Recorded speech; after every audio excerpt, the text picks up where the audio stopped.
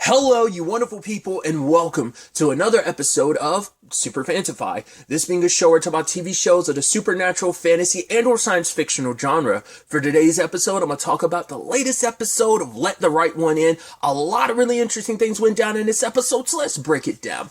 So first and foremost, I'm just going to talk about this because it's in my head right now. The actress who plays Naomi, her name's Anika Noni Rose. I had a feeling she was an actual singer the moment she sung to Isaiah later on, and she was kind of like so smooth and soulful. If I'm like, you have to be an actual singer, and she actually is. Also, because I Googled her really quickly, and it's just one of the first things on top of like her Wikipedia page. I had no idea she voiced Tatiana in Princess and the Frog. I was like, oh, that's so cool. I was like, I had no idea. That's pretty dope. So, but nevertheless, getting into the episode, I mean, obviously that ties into where I'm going to start off at, and that's Isaiah's birthday. And obviously everyone working together to make this a really good birthday. You know, Naomi doing everything she can, especially considering this will be Isaiah's first birthday without his dad. And even, asking Mark, like, has Eleanor really, like, what that's been like for Eleanor? And I think ever since her mom died, it's probably the last time she celebrated her birthday. Potentially, because it's probably like, yeah, what's the point of celebrating a birthday? Because like I'm perpetually going to be 12 years old. Yeah, I'm 13. I'm 12.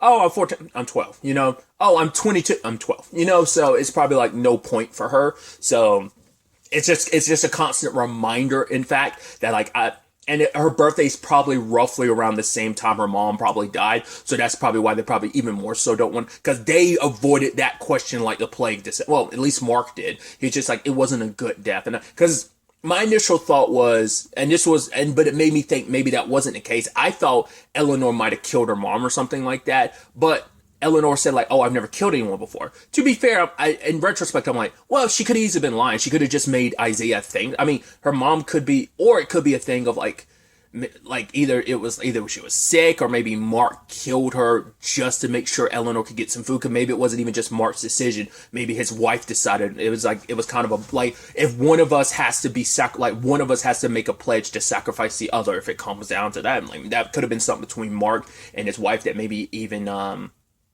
that Eleanor didn't know. I mean, hell, maybe Eleanor still doesn't even know, and maybe that's why it really like hits Mark so hard when it comes up, because it's something he's not only holding on himself, and maybe it's even something he's keeping from Eleanor. So I don't know. There's definitely something to it. And jumping ahead a little bit, I feel like next episode will be the episode we really dive into that, because of the way the episode ends. It's just like, oh, when was the last time you confessed? It was about 10 years ago, roughly around the time his wife died. So you can only assume like there's some correlation there, maybe. Or maybe that's when this all fully started with Eleanor's like this, because he specified it was like, wasn't it like 10 years, 9 months, and like 4 days or something like that. And it was like very specific like that, because that might have been the day she changed and they started having to do terrible stuff to get her blood, because just like tapping veins from people just wasn't enough anymore, you know. So because they don't do that anymore, because I don't think it's not feasible enough, because she needs a large amount of blood to stay full, because I think the cravings will control them too much to the point they lose complete and utter control. That's why they basically dismember bodies. At least Peter dismembered bodies when it came to him feeding. So, but either way, getting into the episode, obviously Mark is keeping Naomi close, because I think it's like, well, also because Eleanor and Isaiah have gotten close, but also he needs to stay close to her, because it's like, right, she's involved in this case, and she's tracking down the distributor of this drug, and it's like, right, any information she has is good information for us. So Naomi learns from Ben, like, obviously the traits that this is similar to Claire and Peter's dad's drug, but no one really took much stock in that, because it's like, right, that drug never had any psychotic side effects like they've been seeing recently, so everyone kind of brushed it off. Because even Ben said, like, right, was it Mitigain or something like that? It's like, this drug is like 70% that. So it's like, right, obviously the other 30% is Claire's little mixture. But it's like, right, it's being, I mean, drugs are cut with stuff all the time, but they can't probably, like, tell what that other 30% is. So it just seems like it's just a Mitigain, but it's like, no, it's something else there. So it gives them something to kind of follow. And obviously, Mark's taking all those photos of like the crime scene stuff that she's got, and obviously he's like, right, him and Eleanor promised to be in this together last episode, so he informs her like, yeah, this is from a crime scene and stuff, and I'm still unsure whether or not Mark told her about Frank, that Isaiah's dad is one of his victims or not, you know? But I did think it was so cute where it was like, oh, you know, it's like, oh, you guys have gotten close, and she's like, yeah, Isaiah's my best friend, and he's like, I mean, he's not like your boyfriend or anything. She's like, oh, what? No, Dad. He's like, because that would be inappropriate. She's like, no, Dad. And he's like, okay. I mean, I could see levels of how that could be inappropriate. One, you're a vampire and he's a human. That's a complicated thing. But also the fact is, you're not even technically, you actually are 22 just trapped in a 12-year-old body. So that would also be super inappropriate. I think I can talk about this without really being a spoiler, because like I said, I think they dabbled in it in the movie, but Enter the Vampire, the whole Claudia storyline, because they are, you know, without really getting into it if you haven't seen the show, but the show, like, Claudia's been a part of the story for a couple episodes now, so it dives into certain, because like I said, I vaguely feel like I remember those elements coming up in the movie. I just don't fully remember, but I think I'm fairly certain enough to be like, I don't think it's a spoiler unless you haven't seen the movie, but it kind of dives into that whole thing of like, right, being trapped in a certain age, but you know, the whole being trapped the age you got transformed. Obviously, it's not just something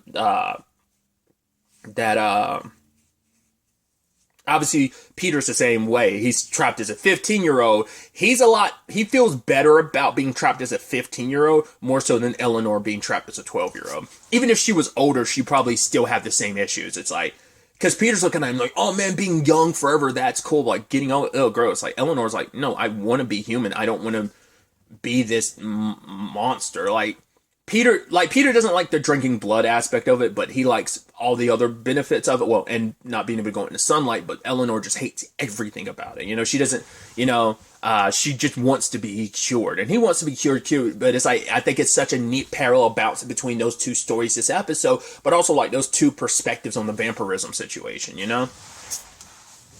But I just think that's such a neat element. But like I say, let's keep it on the Eleanor. Well, since I am on the Peter and Eleanor stuff, we do get that at the beginning where, you know, we do see that they were, well, I guess they weren't specifically chosen because the person who turned them showed up and was like getting, because it was like a thing looking at the stars and the satellites and stuff. And Peter and Eleanor met, and I was like, oh, why wouldn't they think anything of it? It's like, well, they probably didn't get attacked there because he got their addresses and probably attacked them at home. And who knows, like, how far apart from each other they lived, you know, at the time. So, and probably even so now, because it might have still been the same place that Claire and Peter are staying at now, aside from the science facility, like, or maybe they live somewhere else. I don't know, but yeah, it attacked them at their home, so that's why they wouldn't be aware of it. So I'm also curious, like, why did it turn Peter and Eleanor? Did anyone else there get turned? Or did he, because it could be,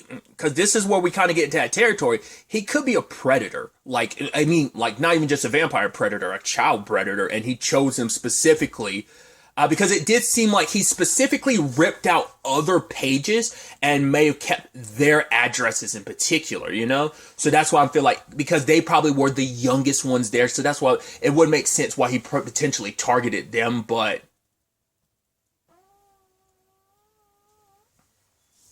it does beg the question, could that potentially be what that is? We don't know. Because I'm like, it didn't seem like he kept the pages where everyone else's addresses were, because the one where Peter signed, it was a blank page. So, like, I'm sure the same thing for Eleanor. Like, oh, she probably signed there too, so giving her address, and it's like, yeah, he's a vampire, so I'm assuming he didn't go to anyone else for their address or whatever, so. Because that's what I was about to say, because if that was the case, like, why would we be seeing more vampires? Not unless he, like, ate everyone else, but why turn them, but not... Why not eat the others? I mean, you know, like, I mean, if he ate the others, why not eat them too? And why bother sparing them unless there's some predatory thing inside of him that wants to keep them forever young type of thing?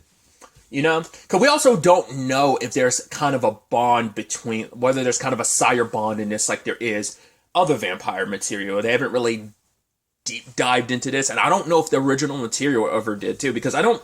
Like, tracking down a person who made you, I don't think was ever really I mean, at least once again, 15 years. So I haven't seen the movie in God knows how long in that time frame. But it's like I don't think that was ever, at least in the movie, it was never a point. It was just kind of like a, hey, boy meets girl, girl's actually a vampire, and they bond, and he's keeping her secret and eventually taking care of her. That was kind of like the whole thing of like, obviously finding the cure and finding the original source of the virus. It's something specific for the show. Not unless it's something that's tackled in the book, but once again, I don't know how faithful an adaptation the movie is. I'd assume it's a very straight, pretty adamant, pretty close adaptation, but once again, I've never read the book, so I could be completely wrong about that. But either way, like I said, in my head, that's why it probably like rationalizes why they aren't aware of the other being turned, because they weren't. Because I was thinking like, oh, are you going to get attacked at the place there? It's like, no, they didn't get attacked there. They had to have gotten attacked either on their way home or at home. Because once again, he does have their addresses, so that's why they'd be completely unaware of. Oh, because they probably think like, oh, he only targeted me specifically or something like that. Plus, also they never correlated to who actually did it, because if they ever saw his face, they probably would have pieced that together. But it's like, no, like neither one of them ever saw the creature that attacked them. I think they've both made, like, I think that point's been made for both of their storylines. Either way, focusing back on the Isaiah and Eleanor side of things, it is kind of cute, like helping make this like a great day for Isaiah.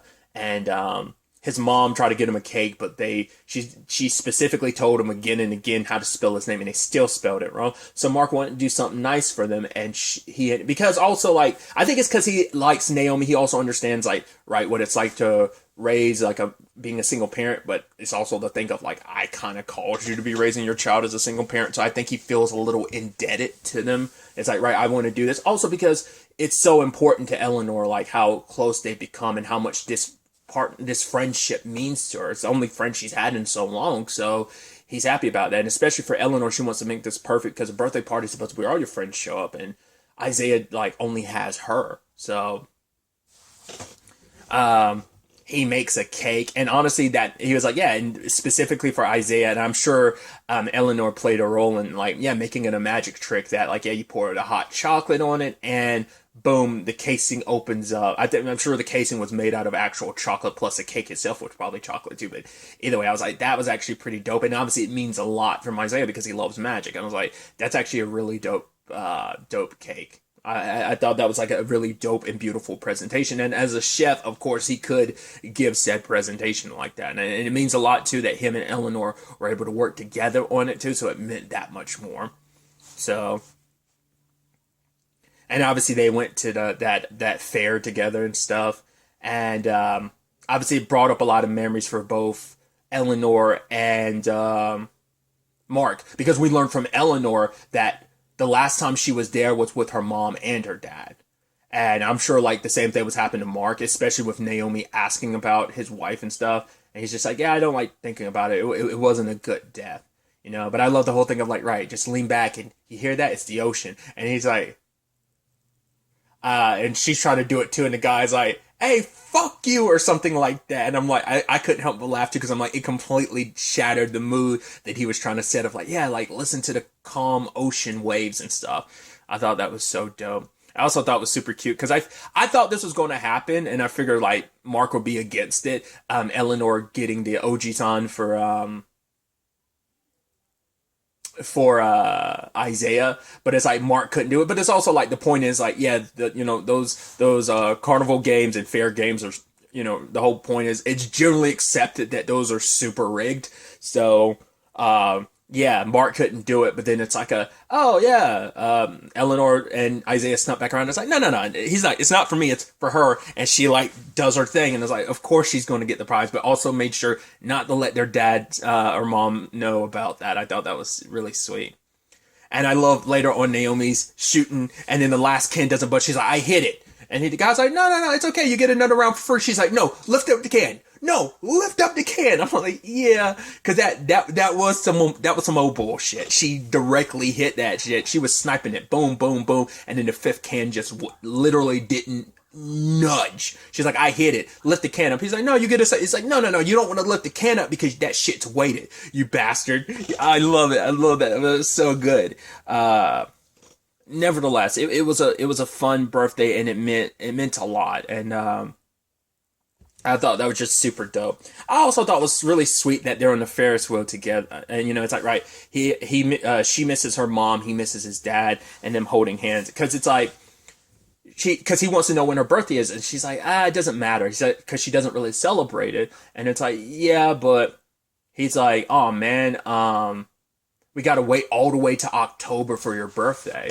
So October is a couple months away, so that would probably time out to be maybe 11-ish years ago.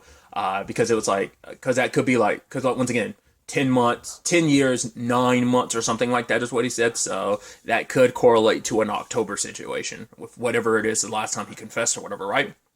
So when that ends up happening, there's this conversation about like, she's like, if I'm able to get cured, then we can kind of celebrate and stuff like that. We can hang out. But he's like, yeah, because she's like, but when you turn 20, you don't want to hang out with me. I'll be an annoying little kid. And he's like, no, I'll always like you. And she's like, thanks. I was like, that's super dope. I honestly don't know if that will turn into anything more than that. In the original story, I believe it does. I mean, it's a complicated relationship between the boy and the vampire character. Like, it is a thing of like, it is like, I like, we are friends, but I think it is more than that. It becomes more than that because it's like, right, the boy becomes her caretaker in that regard of like, so and I've said this time and time again, whether the story still could go down that route at the very end of it all, depending on how much story they want to tell, and if the show gets the chance to tell the story it wants to tell, then that probably would be like a series finale thing. That probably wouldn't, I mean, I don't see that as a season finale. I see that as like a series finale ending it. Like, I'm assuming the book ended, but definitely like the movie ended, so. Either way,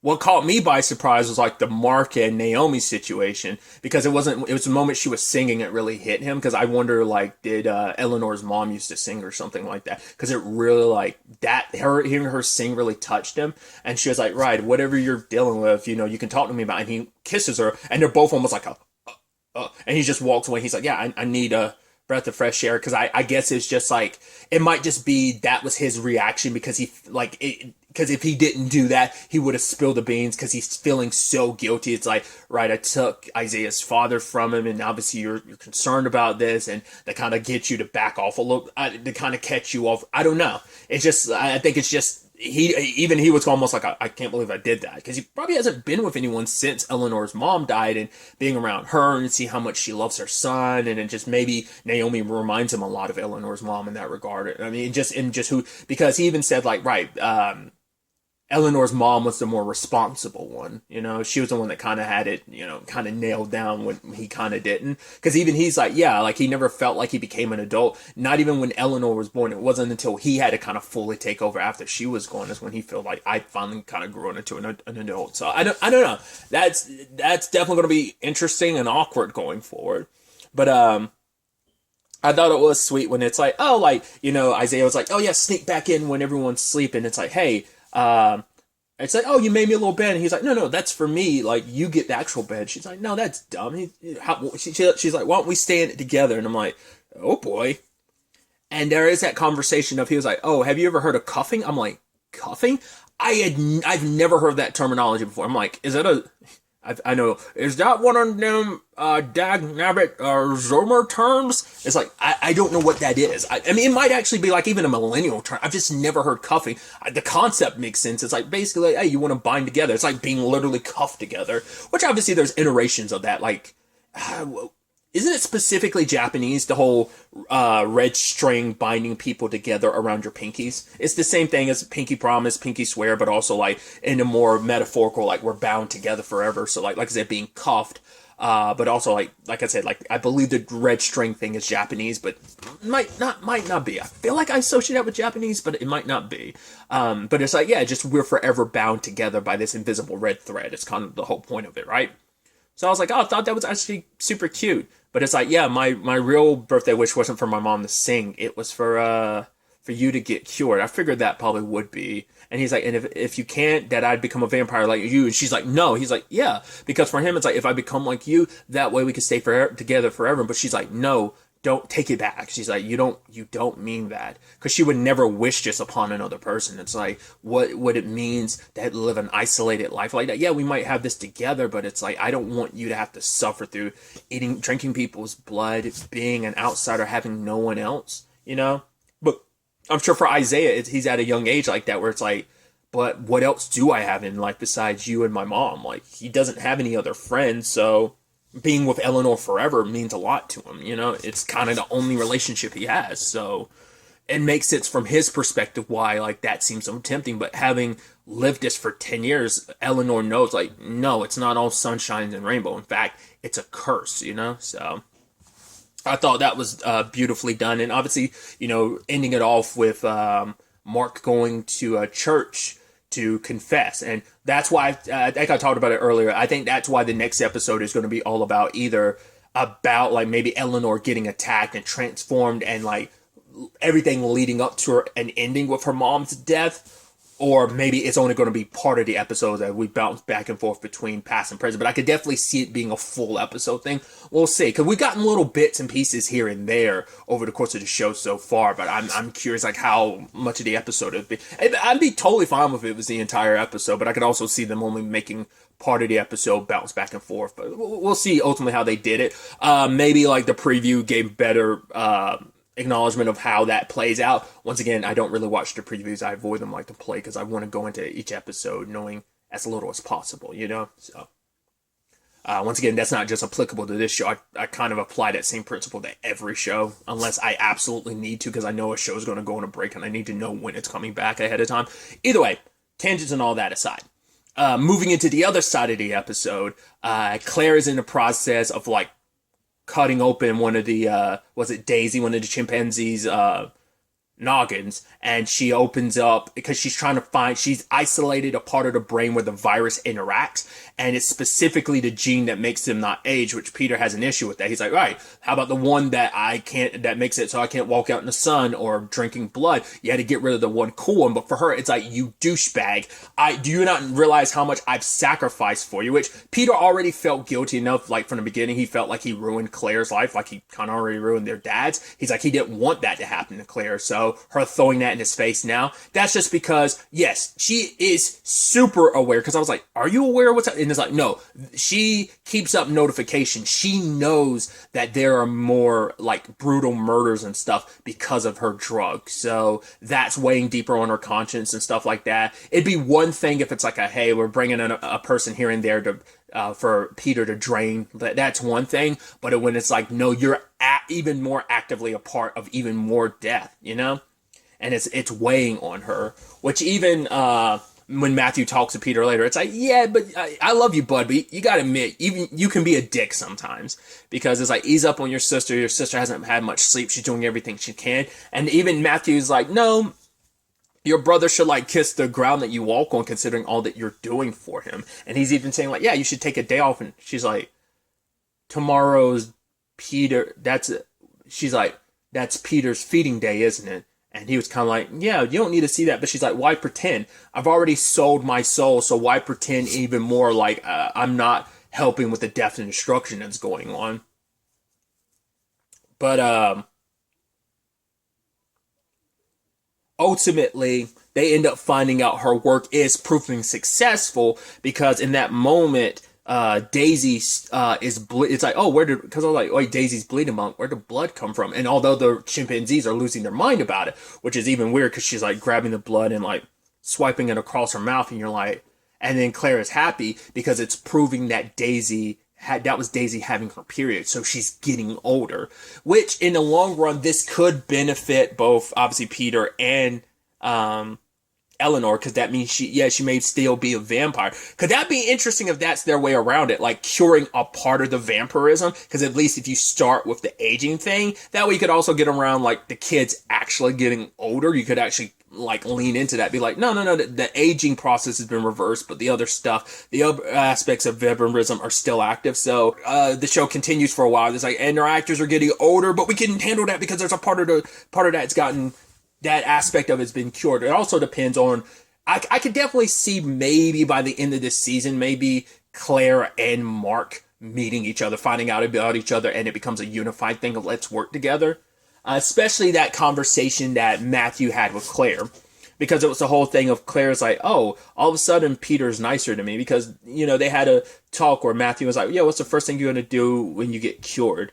And he's just like, yeah, go to a beach. He's like, oh, yeah, like, you know, ocean and stuff like that. He's like, I was more so thinking, you know, girls in bikinis. But he's like, yeah, I love the ocean too. And he's like, well, when it's all said and done, I'll take you to the ocean. Which I'm like, he's going to die, isn't he?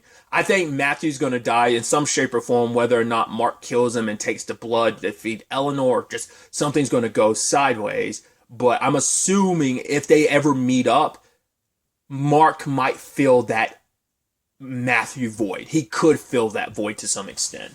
Because what Matthew does for Claire and Peter is pretty much what he does for Eleanor. So it's like they are like deep parallels to each other in that regard.